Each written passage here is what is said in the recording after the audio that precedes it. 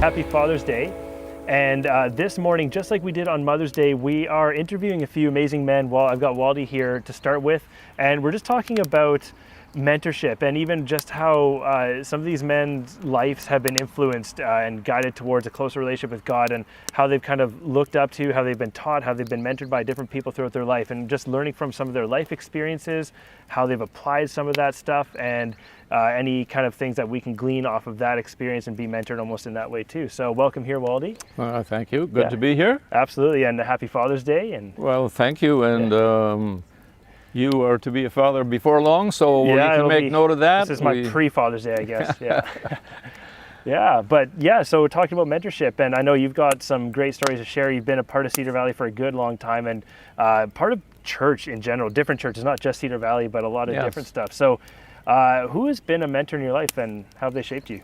I thought what I would share is kind of 3 teaching moments in my life, spread over a span of at least 20, 25 years. Sure. And I share these because each one of them had a way of impacting the direction my life was going to take. The first one happened, that I want to share, happened just before I graduated from high school. There were 2 young people in our church, probably 6 or 7 years older than I was, who shared with the congregation that they were not going to go to Bible school for 1 year. They were going to keep on going to Bible school or Christian education because both of them felt called to the Christian ministry.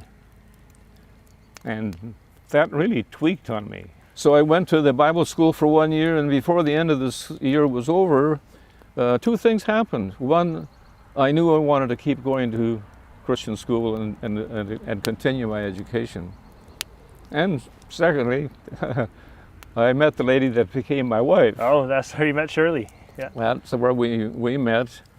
And so about 18 months after Bible school, we were married. 6 months after we were married, we were at Canadian Mennonite Bible College. At Canadian Mennonite College is sort of where the second thing is that I want to share. Sure, yeah. It had to do with a few of the professors that I observed for 3 years while we were there. Both of them were highly educated, had doctor's degrees. Both of them communicated so well in terms of being able to teach some tough courses that even a guy like me could understand. But that wasn't what was grabbing my attention the most. What grabbed my attention the most was the consistent attitude and personality that they exhibited. They were both so humble, both mild-spoken. I don't think I ever heard either one of them raise their voice in the 3 years we were there. Both of them were so approachable. You could meet them anywhere in the street or on the aisles of the school, and they would just willingly stop and chat with you, just like a friend, like an equal. So that really impressed me. I thought they were really living a Christ-like life. Wow. Skip over about 10 years. I'd been a pastor for 6 or 7 years. Some leaders of the M2W2 prison ministry came and made a presentation in our church and invited some of us, at that point it was just men, later women, to begin visiting prisoners in prison. A year later, that board came to me and asked whether I would be willing to visit some inmates at Ocala Prison Farm and to interview them because they had applied for M2 volunteers. So I did that, and a year later, the board asked whether I would expand that service to half-time. Oh, okay. Which I then did. And a year later, it all worked out to where I was full-time staff member. And so basically from 1973 to 1998, I had the privilege of stepping alongside literally hundreds and hundreds of inmates in many different prisons in BC, participating in the orientation of training of many volunteers and matching many of them up with inmates in the institutions where I was coordinating the program. And for the last 20 years of those 25 years, I served as the director of the program for the province. And so, as I said, literally hundreds of prisoners became my friends, and yeah. And you definitely had a mentorship role with them. And What's that? You had a mentorship role with them, I imagine, through that Yes. program too.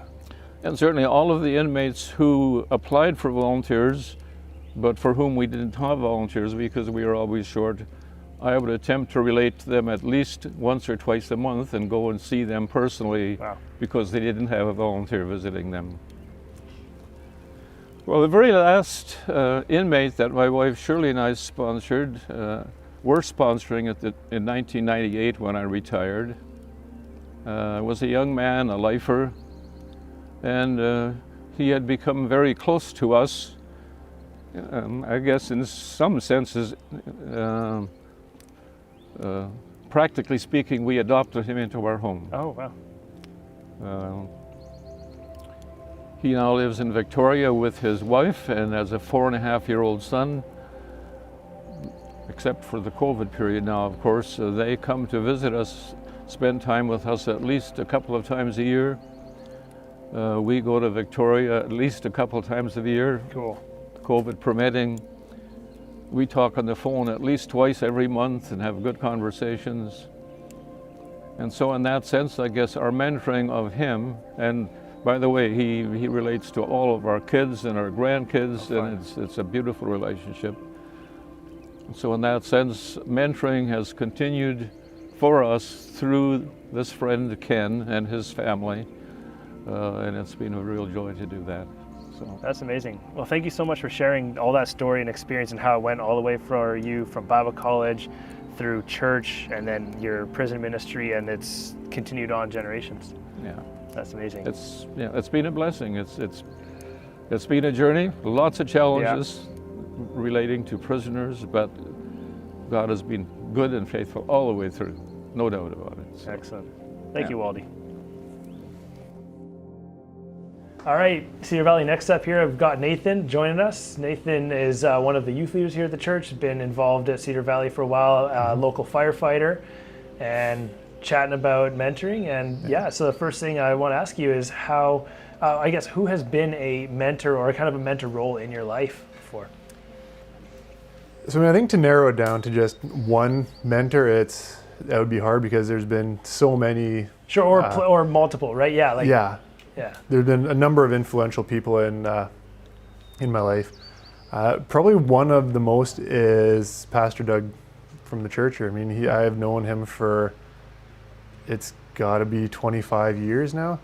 And I mean, he was my youth pastor. He was our marriage prep counselor.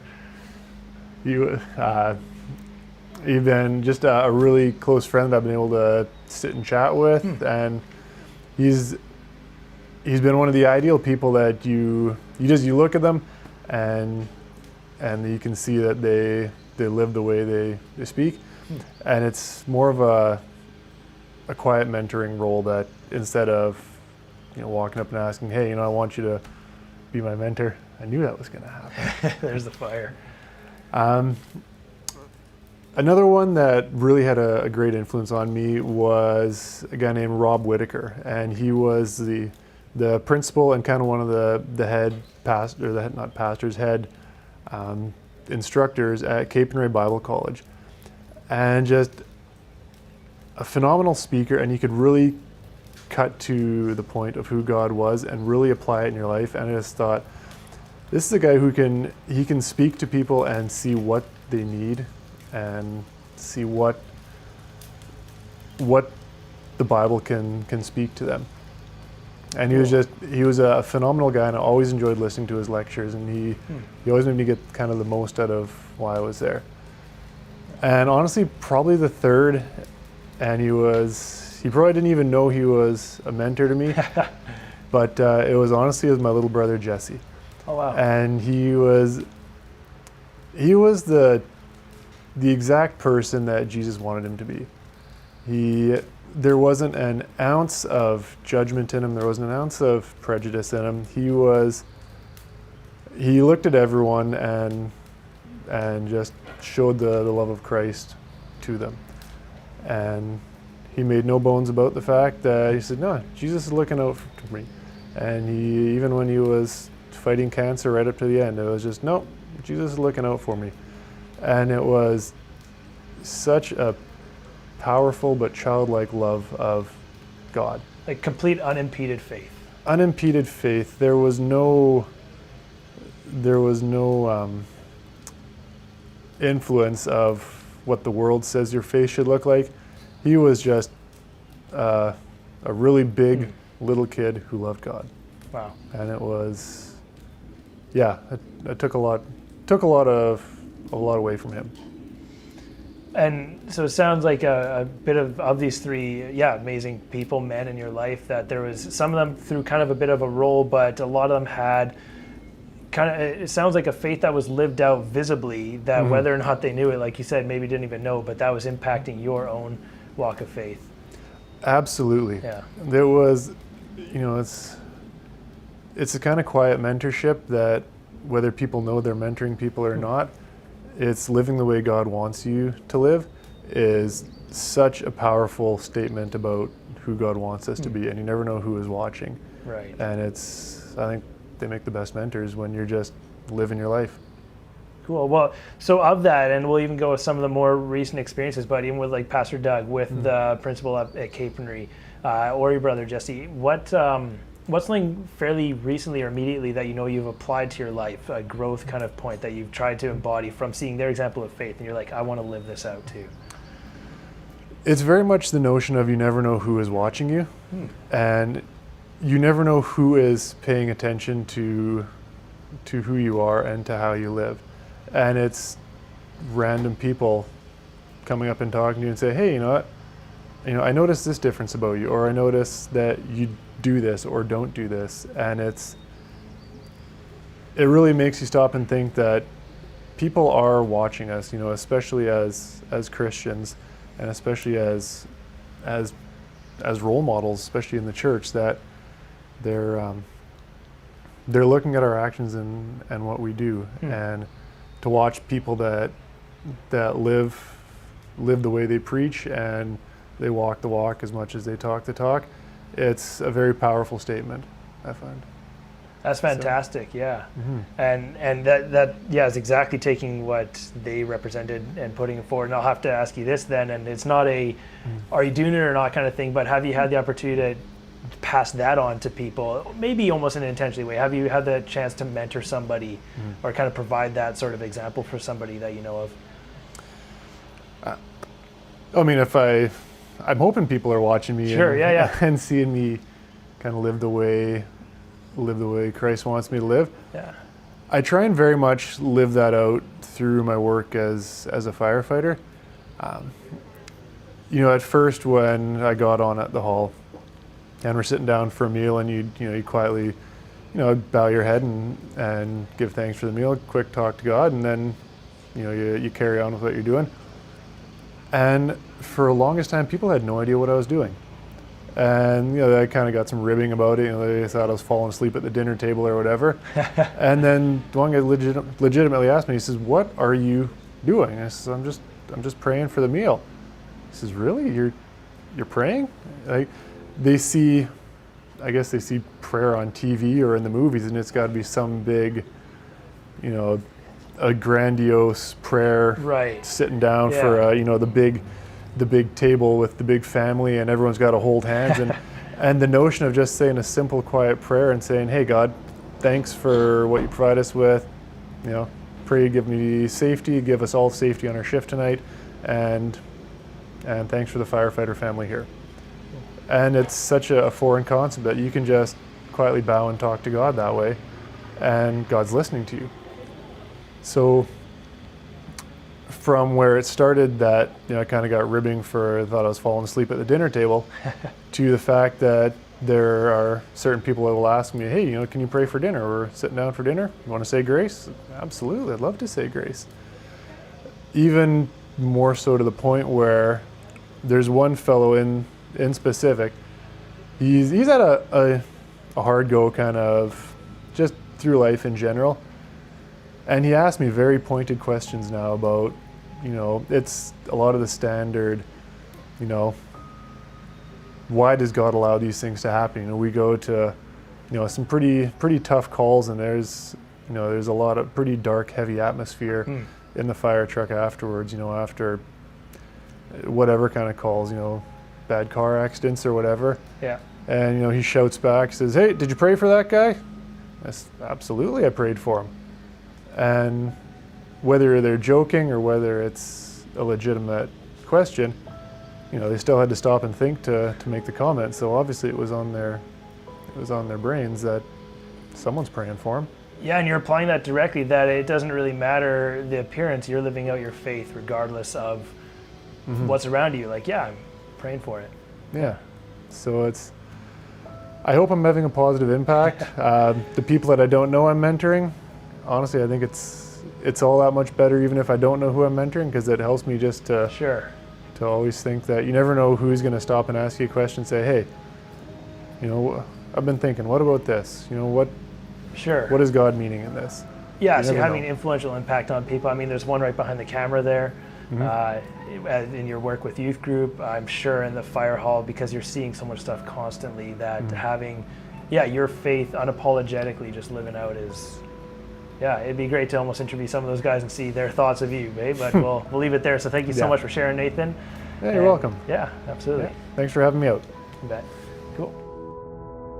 Hey everyone, so here with Nolan. If you're just joining in now too, we are this morning for Father's Day kind of talking to a few of the men in our church community, kind of just in our lives, that have experienced mentorship or that kind of impact and influence, how it's helped them on their faith journey, on their faith walk, and how they've been able to apply that going out further from here. So thanks for joining in, and thanks Nolan for being here. Oh, thanks for having me. Yeah, Pastor Grant. Nolan's part of our finance team at the church. He's been a faithful servant growing up. You're a soccer fan. Yep.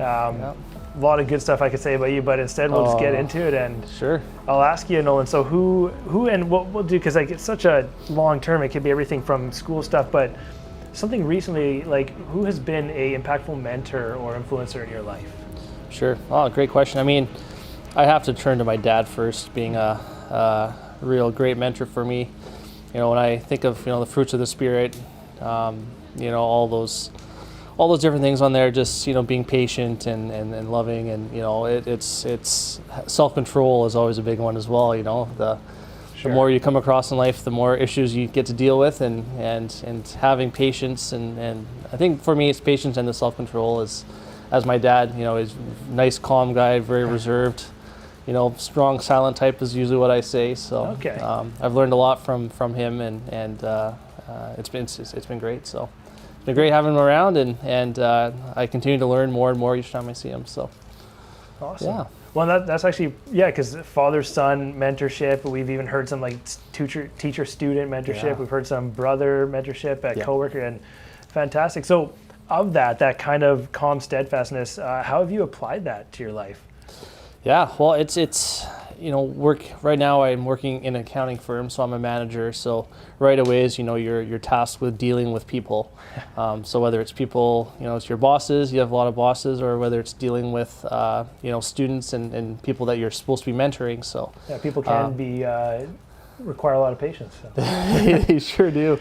And everybody has a different personality. So, you can't, just if you mentor somebody one way, doesn't mean you can mentor another person that same way. So it's been a great practice for me, and accounting, business, you can run the numbers all day and you can, press your calculator all day long, but it comes down to teamwork. It comes down to, how do you deal with others? Going back to my dad and also, the fruits of the Spirit is how can I reflect what I've grown up with and what I know and what I respect and what I believe in a environment where it's not necessarily religious, right? So sure, that's been another great challenge for me, is to mentor people at the same time and still keep everything in mind and still be able to sort of spread the message as well. So it's been a great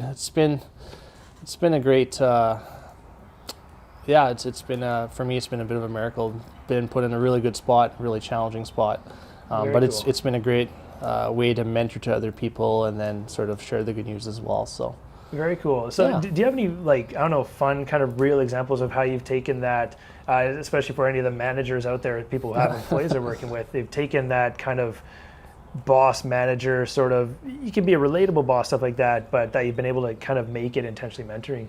Yeah, grace and compassion, I think, is a big one. And just like, parents or other mentors in your life who have extended grace and compassion to you, it's important to sort of look in the mirror and be able to reflect that as well with, whoever you're mentoring, or even if it's people that you're not mentoring, right? Everybody's watching, and it just provides a good way to, show what I've learned and what I believe in. I think that's been great. And having the grace goes a really long way. In the business world, people are expected to be perfect. You're not supposed to make mistakes and all that. And well, as an accountant too, right? You don't want there to be you better get my taxes right. I hear that all the time, right? So totally. It's a good reminder. We're humans, we make mistakes, but at the same time, learning to deal with them and learning how to be a mentor in that area, I guess, has been really key as well. So, and then people will, you learn to respect people, and they will respect you as well in return. And it kind of passes on like that. Your father passed that to you, and you've been able to treat people, especially in a businessy world. Yeah. And do you ever get the chance of seeing them passing it further down, even maybe with clients? And yeah, it's. I mean, teamwork is a huge thing. Whether at the church, or even at work, and as you grow up, as you spend more time in a workplace, you see that sort of, ripple effect. And to know that you've sort of been a part of that and been able to, be a positive change there has been, for me, it's been really great to see. And being steadfast and keeping reading, reading the Bible and devotions, and reading how to walk into a day-to-day scenario where your God's not necessarily, a front and center idea, right, or belief. Right. I find that really to be a great challenge, and that's when I really lean back on and I fall back on my mentors. So whether it be dad, grandpa, cool. Pastors at church, you Pastor Grant, like it's I'm taking notes as I go along, and it's been really helpful for me, especially just because it's always a challenge. And and I'm eager to talk even just after this moment too, that exact thing. I think it's absolutely essential. If you want to grow closer to God, you can't do it solo. No. It's got to be with some guidance, with some help, with each other. Yeah. And no matter how much you push back on that, thinking, I can get through this myself. Or, there's always those little reminders, or those little things where it's like, it's. There are people in your life for a reason, I believe, and having those reminders is just really helpful, and I'm thankful every day for that. So totally, yeah. Well, thank you so much, Nolan. We have one more to interview after this, and it's awesome. I'm excited. Thank you very much.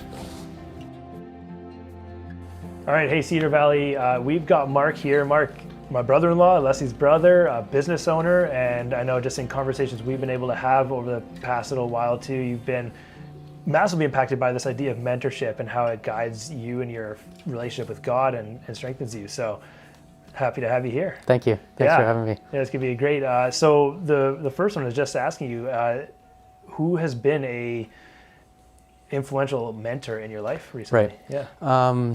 I would say it started probably about 12, 14 months ago when I started a business with a business partner of mine that I met through the church. And then that exposed me to another group of friends who are a little bit older than I am. Okay. I'd say 5 to 10 years older than I am.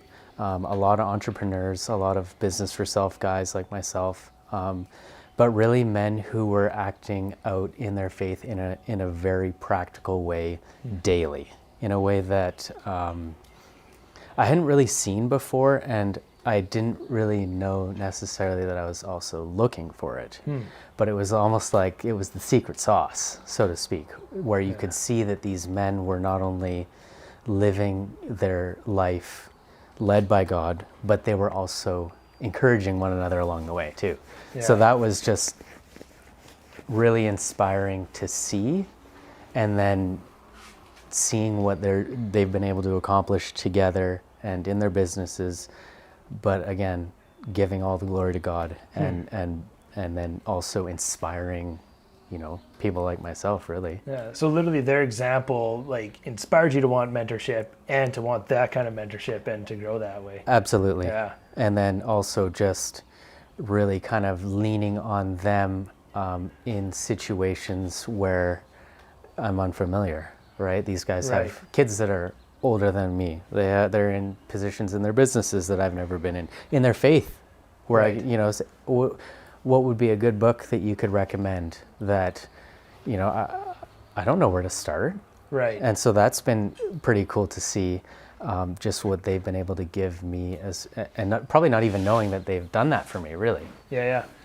I know when I was kind of reading up about like this term mentorship, which isn't like a super common phrase, it's actually starting to become a bit more common now in our day, but it takes a bit of a imbalance of experience to help to bring someone up Okay. there, right? So Yep. these guys are older, they've experienced essentially where you're headed. Totally. Yeah. So that's really cool. So what of all that, what have you been able to apply most recently in your life those last 12, 14 Right. months? I would say, I think whether it was a direct influence from them or if it was just God speaking to me, it's been discipline. And so living a disciplined life is what I've seen in them and what I feel called to do in my life. And so practically, I've been fasting every Monday for 24 hours for this entire year so far. And God kind of put that on my heart that, you know what, it's time to be disciplined. Give me the first day of your work week. And he kind of gave me this vision of let's see what we can do with men in the community. So I've been inviting other men into this fast every Monday, Right. with the plan being that as a group, we're praying faithfully for God to show up in our communities, in our family, in government, protecting our families, praying for healing. And so I think that's...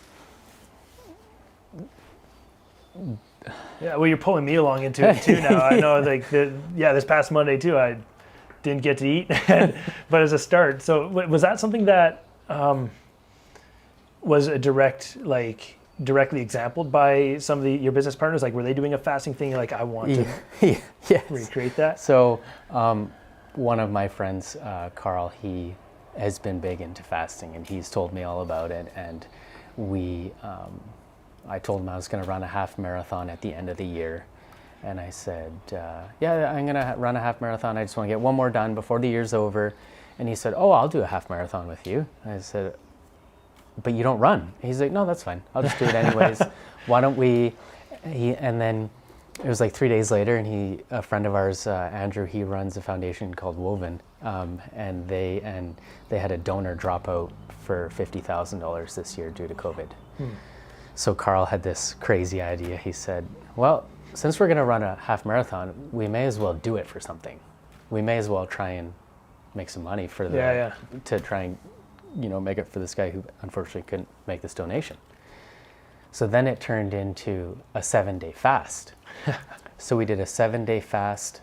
We did a half marathon 24 hours after we finished the fast. Oh man! And a 7-minute ice bath after that.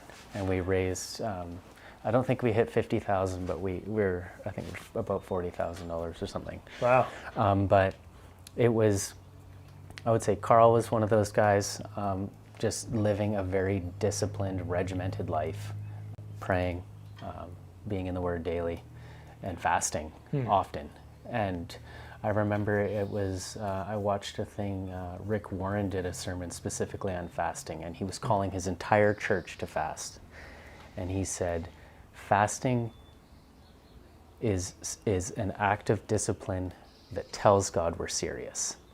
Wow. And so that stuck with me, because in doing our fast faithfully, it's not something I want to do. It's not something anyone wants to do. You probably wouldn't have done it without this influence. Absolutely. But then knowing, okay, we're serious about what we're praying about. We're serious. Like, there's a group of men praying for something to happen. And I think without, the mentorship of these guys in my life, I don't know that I don't know got that there. would be the same conversation we're having now. Yeah, well, and we just chatted about that with Nolan, the fact that you can't grow in a relationship with God on your own. It just doesn't work by yourself. You got to have that helping each other out and pulling each other along. Iron sharpening iron. Yeah, exactly. Right, and then have and also knowing, like, I think transparency and honesty has been a big part of it too, and having a group of guys that you can say, hey, this is what I'm like. Where is God? Yeah. What's going on? But then them having a different eye, going, are you kidding me? God's been here. Like, do you think you could have done this by yourself? Yeah. Like, yeah. You need another pair of eyes when you're going through it. Somebody else who's outside of the pit to help you, right? exactly. Yeah. That's really cool. Thank you so much, Mark, for sharing that. And No I'll just problem. even ask one last one of, have you seen your ability now to take that, what you're experiencing, being mentored, and pass it along to anyone else? I think so, through the fast that we're doing. Okay. But I think that I would kind of I like to stay careful and make sure that I'm not putting myself in like a mentorship role, Okay. if that makes sense. I just want to continue to be disciplined in what I'm doing and being there and transparent with other men of God, and really just trying to do what God's asking me to do more so than anything. Sure. And being receptive to what he asks me to do. Yeah. No, I think that's perfectly clear. Yeah. Thank you. Awesome. Thanks so much, Mark. No problem. Yeah. Thank you so much for Cedar Valley. We're going to just have a quick message after this. And other than that, it's been a great morning. Hey, so happy Father's Day again, Cedar Valley. And we just heard some amazing stories from men who just either part of our church or part of just this faith in general, part of our lives, who have been working on growing closer in relationship with God, working on giving more parts of their life over to God, and how they came to realize that that couldn't just happen on their own. They needed to be inspired by or see the example of or have direct words and guidance from other people. They were being mentored in lots of different ways. And so we did a similar thing to this on Mother's Day, and it's because we here at Cedar Valley know and believe that mentorship is a crucial part about growing closer in your relationship with God. And it's kind of a term that isn't used that often anymore. Maybe it's a bit of an archaic sort of thing, and there's been a lot of different trends of like coaching and apprenticeship and whatnot, but it is actually starting to come back, especially in the business world, because there's this realization of what makes mentorship unique. So with teaching, you're kind of focused on a subject specifically in a curriculum. Apprenticeship is really about kind of making a copy of a skill set in a person.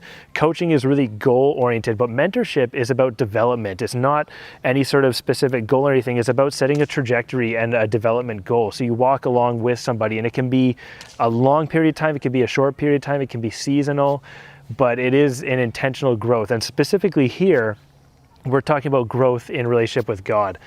And it's not just my idea. It's not just something that we've thought up of that sounds really cool. This is actually hugely biblical, and it starts right in the very beginning of the Bible, book of Genesis. It's kind of the creation account, and God's made the world and put man in it, and the first man, Adam.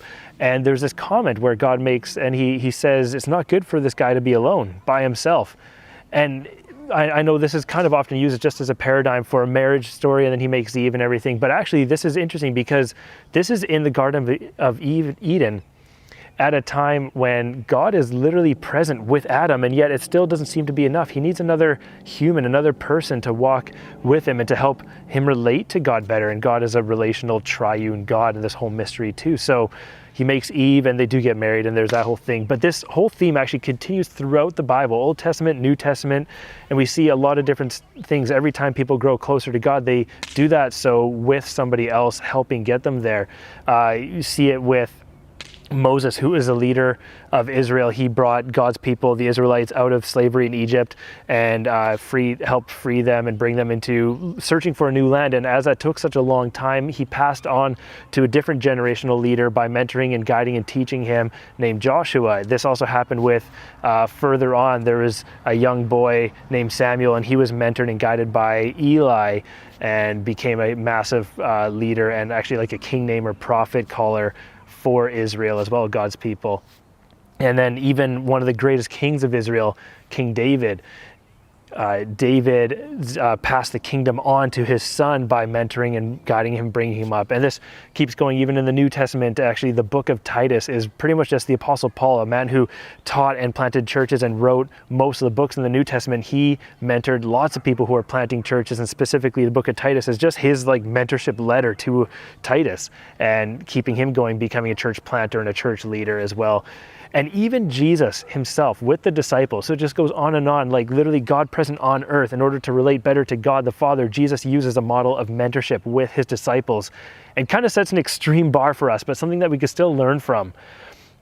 So all in all, like this is a hugely biblical norm that every time people are growing closer in the relationship with God, when they're digging deep in themselves and they see parts that they need to kind of turn up and work over and give over to God, they do that with mentorship. They do that with somebody of different level of experience, guiding them on a trajectory of development. And there's stumbles and there's falls and a lot of goofy, funny moments.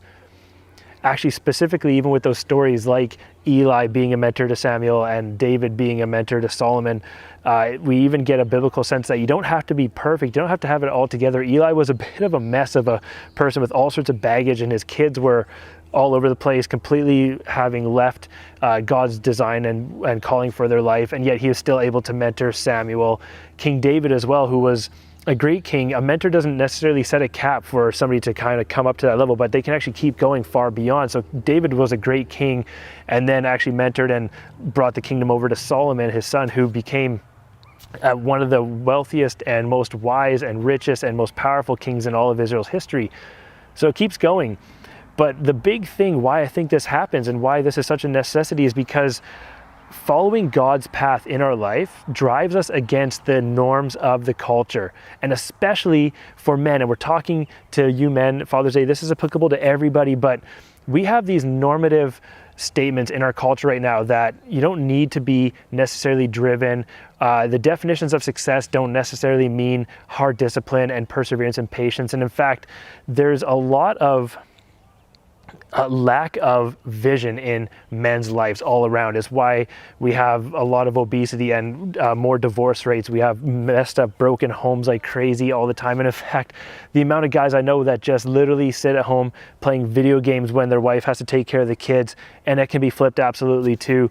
But there's such little vision and drive and calling, and that's the statement of the world. So when you start wanting to follow God's calling in your life, it drives you against that current, and you need somebody there to be supportive, to guide you, to share the experience, to help you along in that.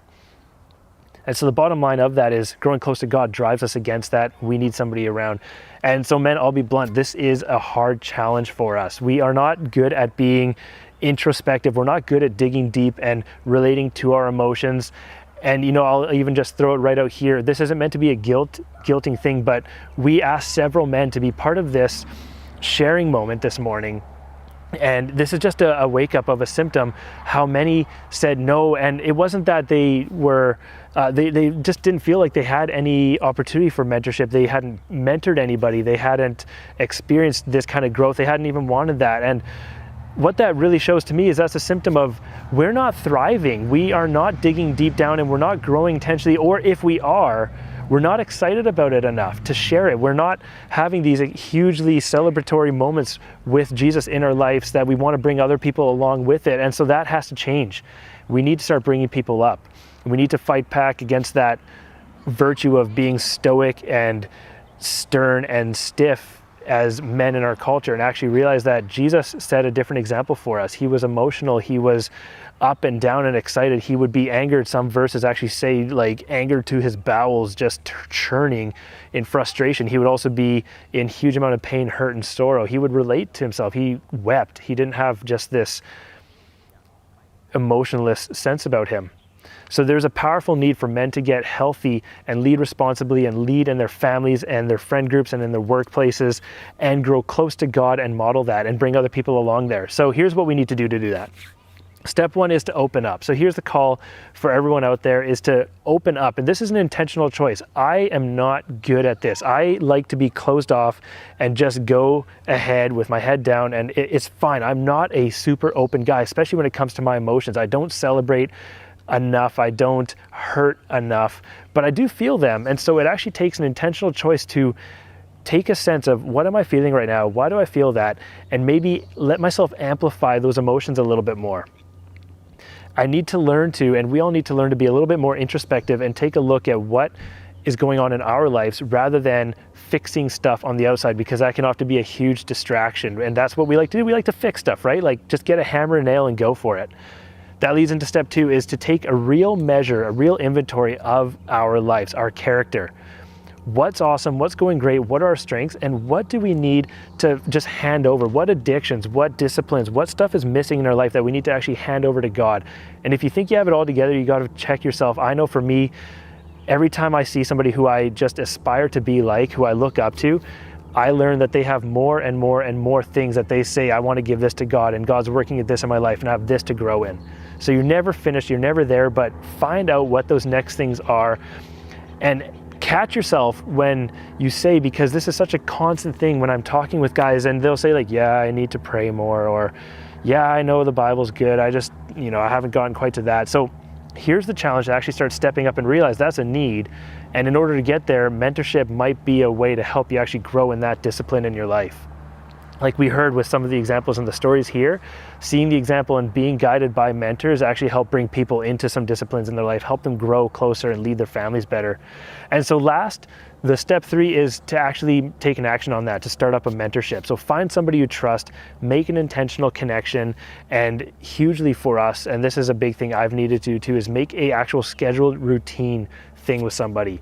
This can take a long time. You can make a mentorship connection with somebody, and it can take a while before you kind of get that natural trust and connection with somebody, that the chemistry is working. You might even have seasons worth with somebody else, seasons with us with a different person, but making it scheduled actually is hugely important, because the amount of times that we say stuff like, oh yeah, we should do, and maybe next week we'll do, and then it's weeks after weeks after weeks and it never gets there. So make it, whether it's a weekly commitment on a morning or an evening sort of thing, or every 2 weeks, every month, but you've got to do that.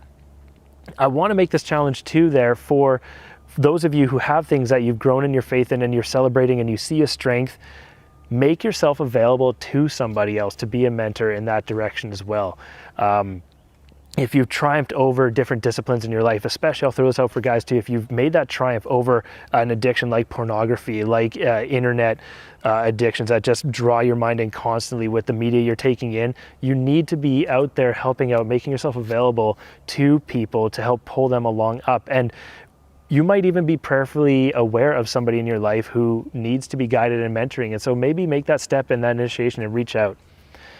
But all in all, with this, I want us to not take this as a challenge and a guilt trip. I want this to be a hopeful look at a way that we can actually grow so much better and closer with God. And that is not a thing. We're not designed to do this alone. You can't hermit yourself and just become fully Jesus devoted follower. You need to actually be doing that with other people, learning from them and passing it on and teaching others. So I'm just going to end this time with a time of prayer, and we can go from there and dialogue a little bit about what mentorship can look like in your life. So dear Heavenly Father, thank you for this morning. Thank you for the stories that you've given these men, and the mentors really that you've brought into all these different people's lives, for Nolan and Nathan and Waldy and Mark, and and even the mentors I've had in my own life, God, too. I just thank you for that. And I pray that this morning, maybe we're challenged a little bit to open up our minds and think back around who is in our lives that we could reach out to either be mentored by or to mentor a little bit. And God, even if that's a word that we're hanging up on, that we just kind of drop whatever barriers there are in our lives that are keeping us from working on these things, the things that we're still holding on to in our character, in our faith, and in our lives, whatever it is that's just eating us up, God, that we need to discipline about, the habits, the addictions, the lack of control on our emotions and anger, temper. And God, let us lead our homes well, let us lead our families and our workplaces, let us be a role model in our friends that can be influential, and that, God, just our actual visible actions and our passion for you, it influences and passes that on along to other people. So I just pray all these things in your name, amen. So Cedar Valley, just as you go, think about these 3 questions, dialogue about them on the stream, chat about them with your small groups, maybe phone up. If you've got a mentor, start that whole conversation. That'd be fantastic. And we would love to help you do that. Here at Staff Cedar Valley, myself, Pastor Rob, Pastor Doug, we can't be that person for everybody, but we'd love to try to help you find someone. But who have you been mentored by? How did it start? Whose impact, what has that impact had on your life? How have you applied that mentorship? And then how have you mentored somebody else?